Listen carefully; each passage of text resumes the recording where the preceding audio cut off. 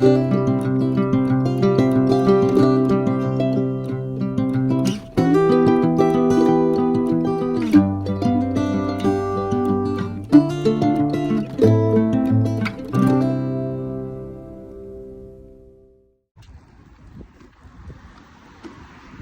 it feels like you're going to be this small forever.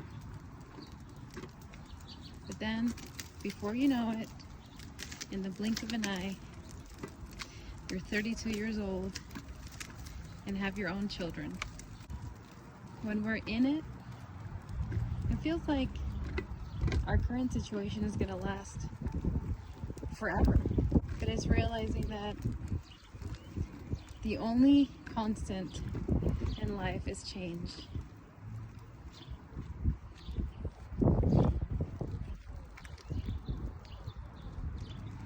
In every moment, there's a choice between love or fear. We have a relationship with everything. One of our biggest relationships is food. We have a relationship with food. Notice, how do you use food in your life? What do you use it for? Do you use it to love yourself or to shame yourself? Everything just is.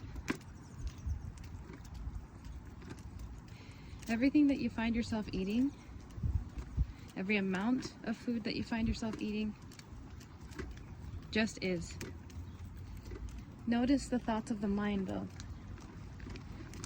Whether you ate a bigger portion than usual or something that your mind says you're not supposed to.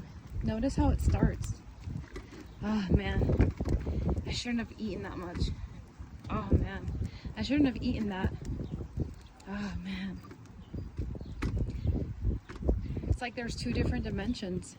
The dimension of the mind that's always in worry of the future, stemming from shame. And then there's beyond the mind. If you take a deep breath and go beyond the mind, everything just is. I went out to eat earlier with my partner for Mother's Day, and I feel pretty full. I notice the thoughts that say, wow, like you ate so much. You shouldn't have eaten all that. But, you know, I ask, can it be okay? Can it be okay that that's how much I ate? What does it have to mean? What if it means nothing? What if it's all okay? What if it doesn't matter what size I am?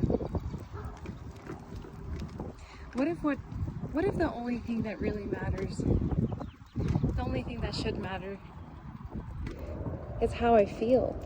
I have a body that allows me to experience this reality. Can I give gratitude for this body regardless of what it looks like? Can I give gratitude for this hair regardless of what it looks like? Can I give gratitude for life regardless if it looks differently than my mind thinks it should look like?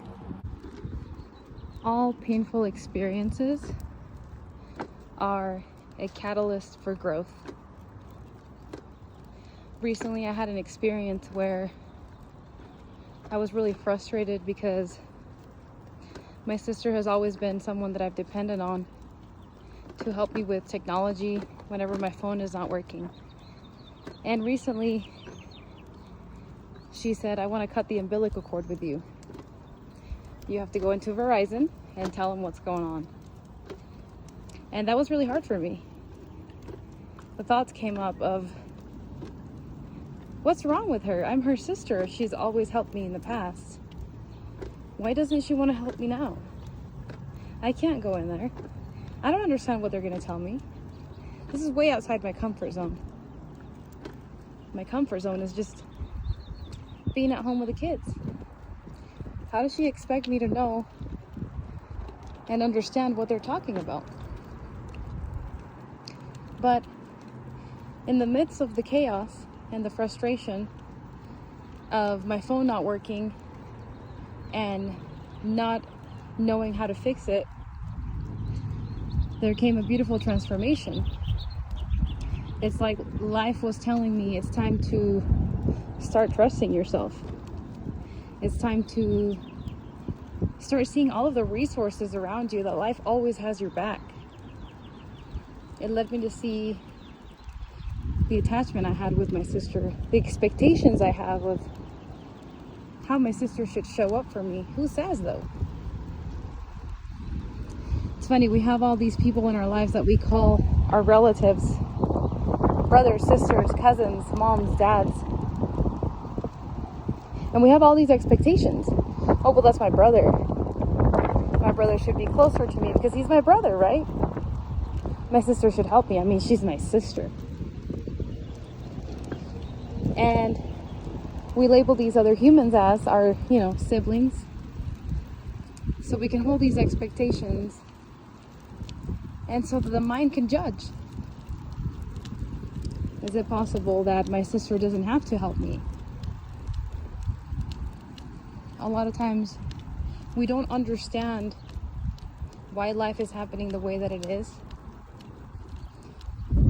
But it's realizing that whatever is in charge of all of the scenarios and circumstances that are unfolding for us, whatever is in charge, it has really our best interest at heart. Could we trust that? Could we trust that however our life is unfolding is for our benefit in every moment, even when it doesn't seem like that to us? Could we let go of the judging mind and step into the flow of trust, seeing that it's all allowed, seeing that it's all God? For me, experiencing the eating disorder, bulimia, and having all of the issues I've had with my relationship to food has been a blessing in disguise, because it's shown me what it feels like when I'm in thoughts, when I'm in stories of the mind, and what it feels like when I'm beyond it.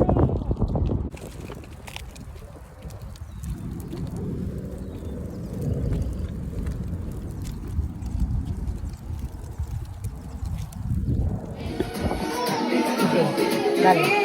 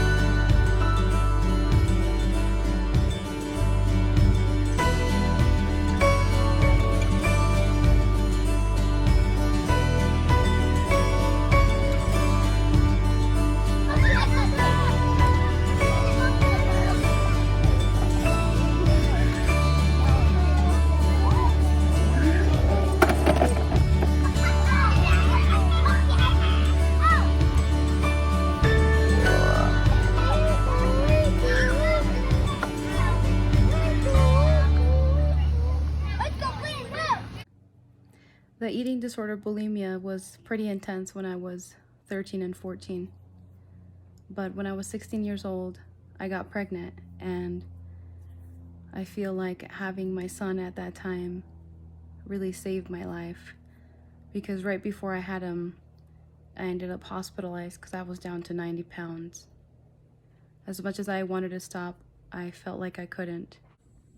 I feel like what truly helped me stop throwing up was a really important realization, and that's that we are all more than just this body, and that we're a spirit having a temporary human experience.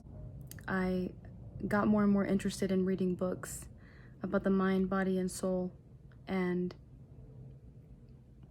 now, where I am now is I feel like it doesn't make sense to deny myself of nutrients. If this body is a perfect vessel, an instrument to use so that I can experience this reality, why deny this body what it's inspired to eat, when I can see that this body is divine? When the thoughts of shame come up, now I can observe that they're just coming from an identity that thinks it's not good enough. And so to know that those thoughts were coming from belief systems that I took on at a young age, that a lot of us do at a young age, to be aware of that is really where the power lies, because when we can see where those thoughts are coming from and they're not ours and they're not true, then we can experience true freedom, and then we can really truly learn that we can love this body, that we are love, and we are beyond this body and beyond this whole human experience. All right, guys, that's all for today. Thanks so much for watching.